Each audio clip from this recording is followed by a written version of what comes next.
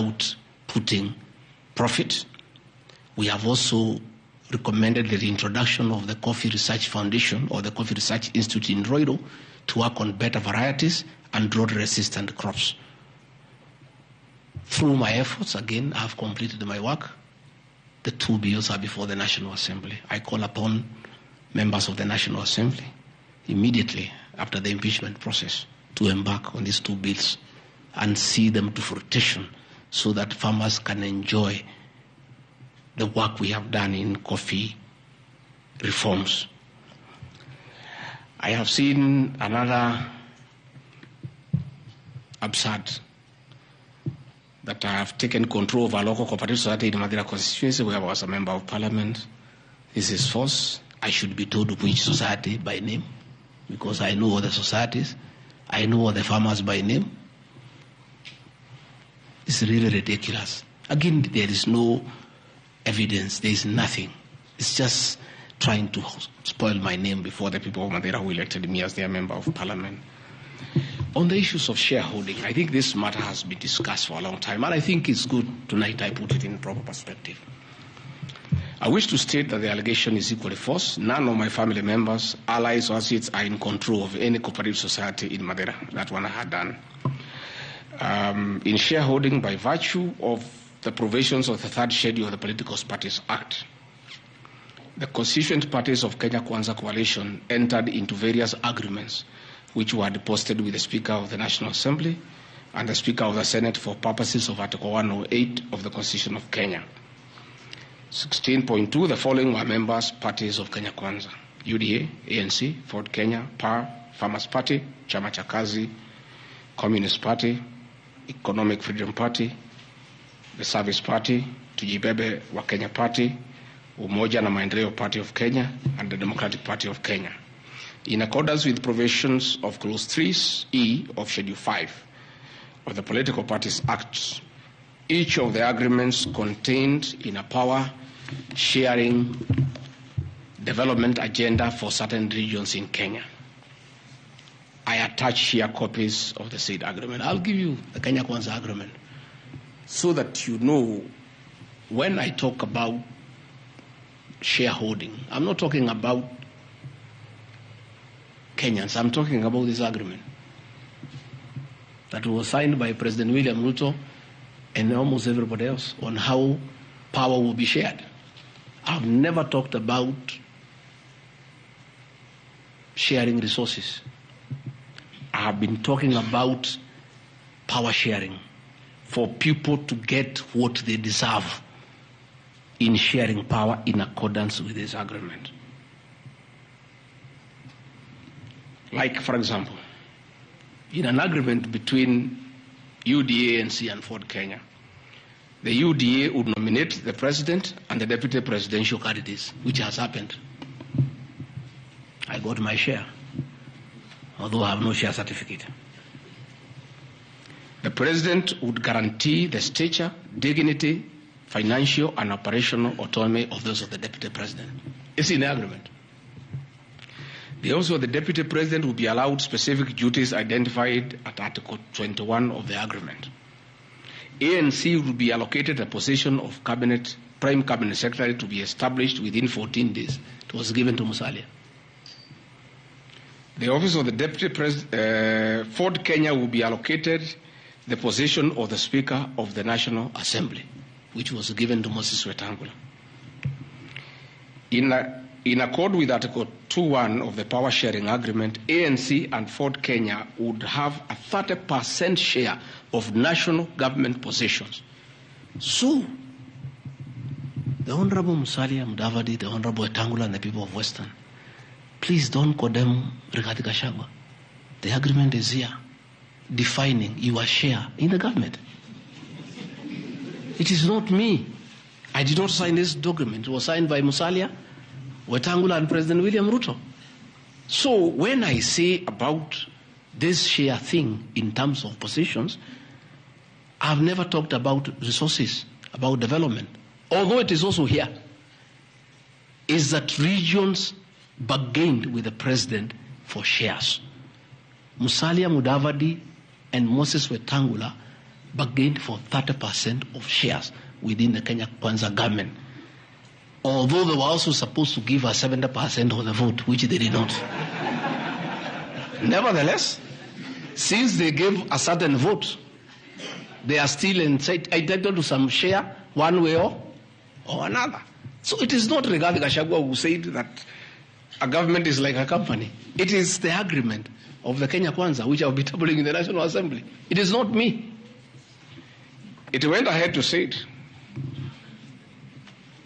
He said ANC and Ford Kenya would have 30% share of national government positions.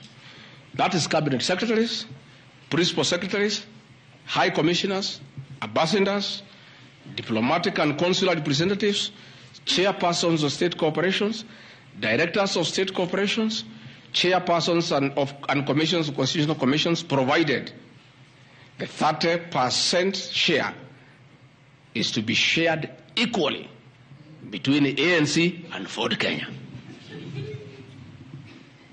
Sasa mimi nikiambia watu wafuate share yao, makosa yangu ni gani? Iko hapa. I did not sign. They went ahead.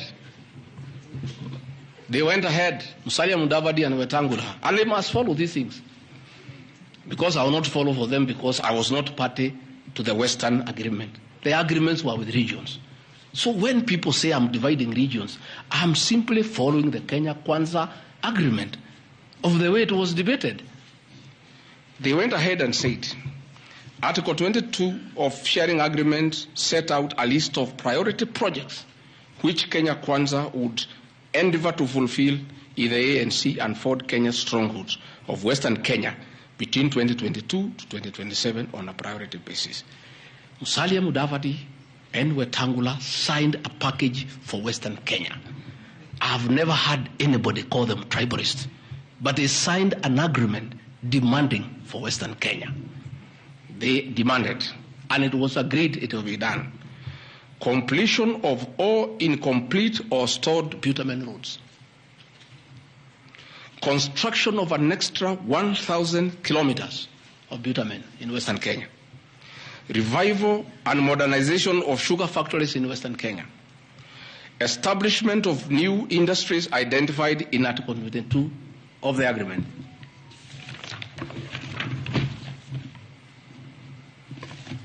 Ladies and gentlemen, this is the Kenya Kwanza agreement on shareholding. What crime has Rigathi Gachagua committed to be impeached by saying what President William Ruto appended his signature to, with Musalia Mudavadi and Wetangula who will preside over my impeachment? What crime has this man committed? The crime of this man is just being truthful, because people do not want these things to be known. That is the problem. People have a problem that I'm a truthful man. The people of Western Kenya has now known today what their leaders signed with President William Ruto. It is upon them to demand their share as per this agreement. I did not sign this agreement. I will read the people who signed. But because I was present and I'm a truthful man, I fight for the people of Western Kenya. Power sharing agreement between Kenya Kwanza and PAR of Amason Kingi. I want to give two examples. Yeah? In accord with Article 8 of the agreement, PAR would be allocated the position of the Speaker of the Senate. He negotiated for himself. Let's be truthful. You brought this motion. We'll discuss. The people of Kenya must know the truth so that if Rigathi Gachagua is being crucified for being truthful, let the people of Kenya know why he is being crucified. How can Moses Wetangula say I should be impeached because of saying people to get their shares when he is a signatory to a share agreement with the president on what will go to Western Kenya, and then they accuse me of tribalism? They did not say anything should go to Central or Mount Kenya. They talked about Western. When I say something for Mountain, I'm a tribalist. Kingi said, Position of Speaker, hiyo amepewa. Per Article 9A of the Power Sharing Agreement, Power would nominate the candidate for appointment of one principal secretary when Kenya Kwanza came to power. Amepewa. For Article 9B, the Power Sharing Agreement, Kenya Kwanza and Power would agree on what share of national government positions, cabinet secretaries, principal secretaries, high commissioners, ambassadors, diplomatic and consular representatives, chairpersons, state corporations, etc., etc. Power sharing agreement, that is a word, so that nobody should ever again in this country ever accuse me of talking of shares. It is not me. It is my boss, President William Ruto, who appended his signature with other leaders that Kenya is like a company of shares. It is not me. And he signed the agreements. Sharing Kenya is here, it's being shared. True or false? True or false? They have shared the Speaker, they have shared the Senate, they have shared Deputy President, they have shared the President. That's what I've been saying. And then I'm being told that I'm dividing the country along ethnic lines. I did not append this signature. I'm just being truthful. That is my crime. People want these things to be hidden so that they pretend to be nationalistic and say Rigathi Gachagua is tribal. But the people who append these signatures are the ones who should explain why they were signing things for their regions only. Yet they say they are national leaders. Power sharing agreement between the Kenya Kwanza coalition on one part and the Communist Party, nini. So, Service Party, at least I saw Chama cha Kazi, they say the party leader should get something. Moses Kuria was given something. The Service Party of Mwangi Kiojore got nothing. You know? So, unajua sasa, ile shida iko Kenya hii ni ukora. And people not being truthful. The agreements are here. Like in a Communist Party, they have been making noise. They signed an agreement, they have not seen anybody. Yeah? So,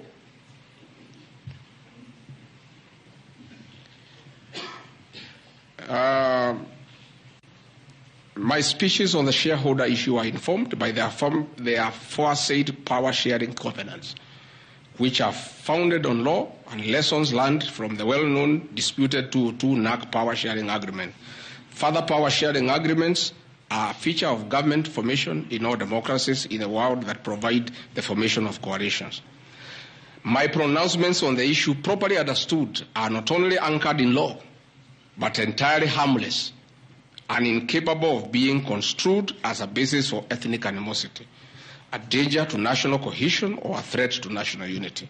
On the contrary, coalition building has been one of the most important innovations since the disputed 2007 elections in ensuring stability, equitable sharing of political power, national cohesion, and fostering of national unity. Indeed, Kenya Kwanza's main opponent in the 2022 general election, Azimio la Umoja, One Kenya Coalition Party, was a political party consisting of 25 or so political parties who also executed a power sharing agreement as required by Schedule 3 of political parties. However, notwithstanding of the same power sharing agreements, upon election as the Deputy President of Kenya, I went out of my way, as required by the Constitution of Kenya, to serve all Kenyans regardless of their political preferences during the election or ethnic origin. I'll produce videos on all those things. Again, my decision to embrace the broad-based government following the decision of the cabinet after the Gen Z protest is that I support coalition building. And even when the Honorable Right Odinga came, he got some shares. True or false? I mean, surely, why is Rigathi Gachagua being vilified? By just being truthful. You know, it's good to be truthful. I have heard that my saying we observe this agreement is a threat to national unity. I have never been caught by the National Cohesion and Integration Committee to tell me that I have said something that can create ethnic disharmony. On the issues of one man, one vote, one shilling, I am told again that it can create tribal hatred. How? The one man, one vote, one shilling is not a formula for Mount Kenya region. Far from it. The one man, one vote, one shilling talks about equity.